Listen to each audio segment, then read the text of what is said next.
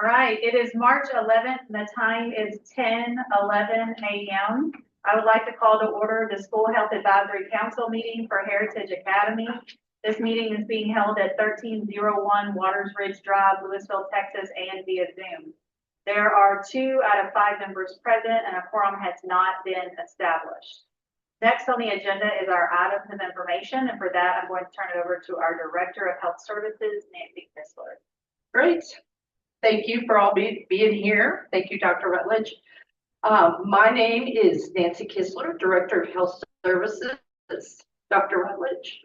I'm Dr. Becky Rutledge, Executive Vice President of School Operations. I am currently serving temporarily in the role of chair until we are able to have a parent member take over that chair role, and then I will not be a part of it.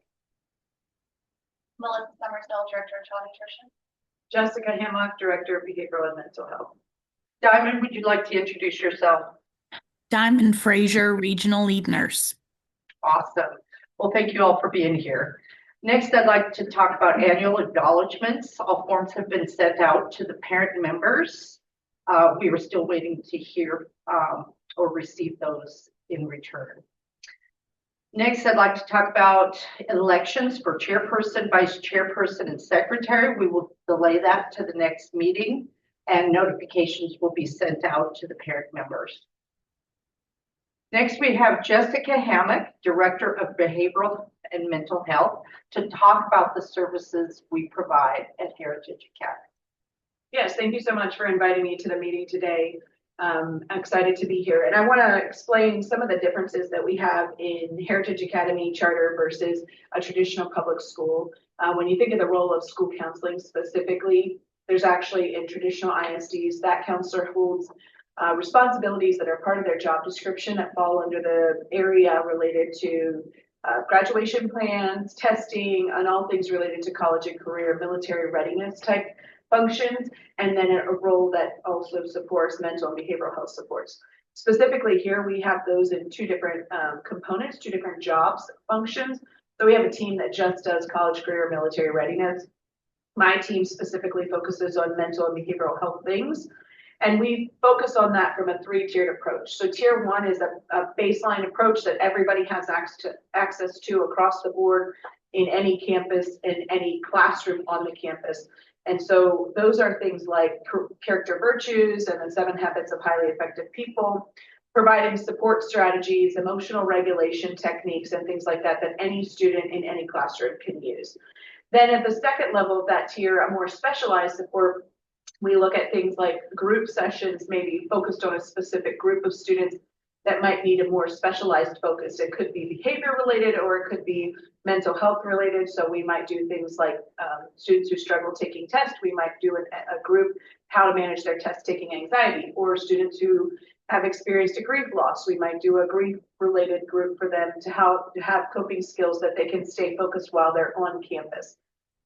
And then we also might consult with teachers at that level to say if they have a specific classroom that's experiencing challenges, how can we help support that classroom or that grade function? Maybe they're transitioning from elementary to middle school and they need more specialized supports, and providing coping strategies for that transitional piece.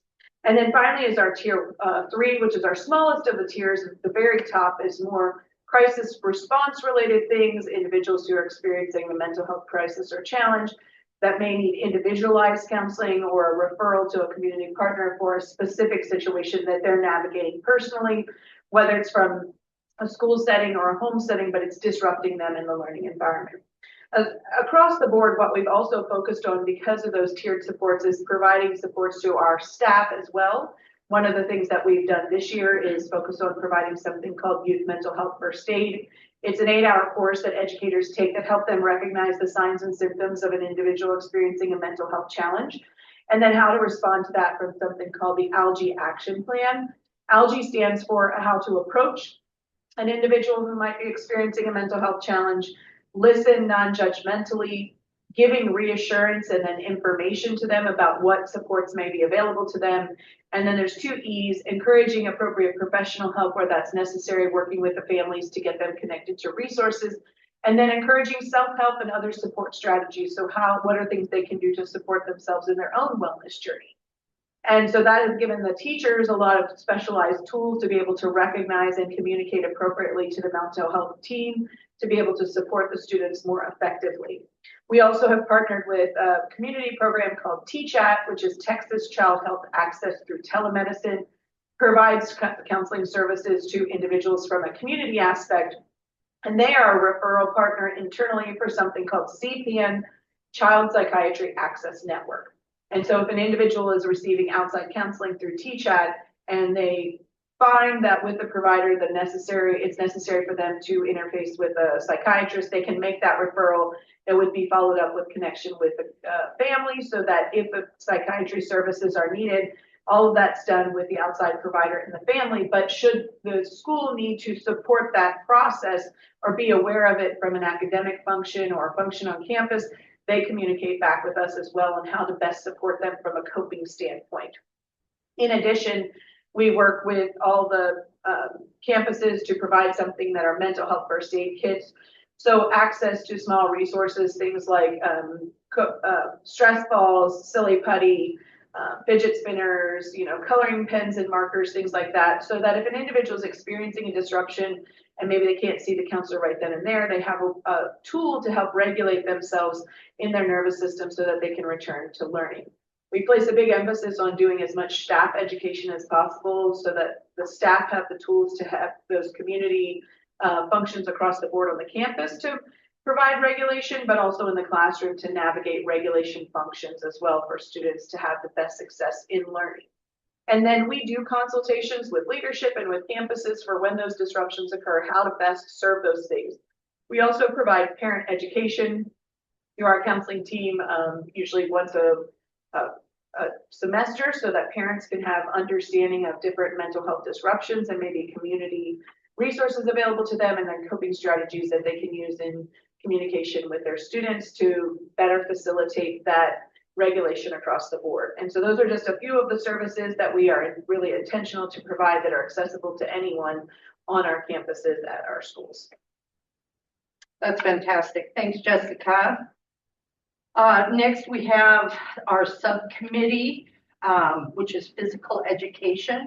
We'll be discussing this next week with Nathan Morris, Director of Athletics and Transportation. Next month. That's the next week. Next month.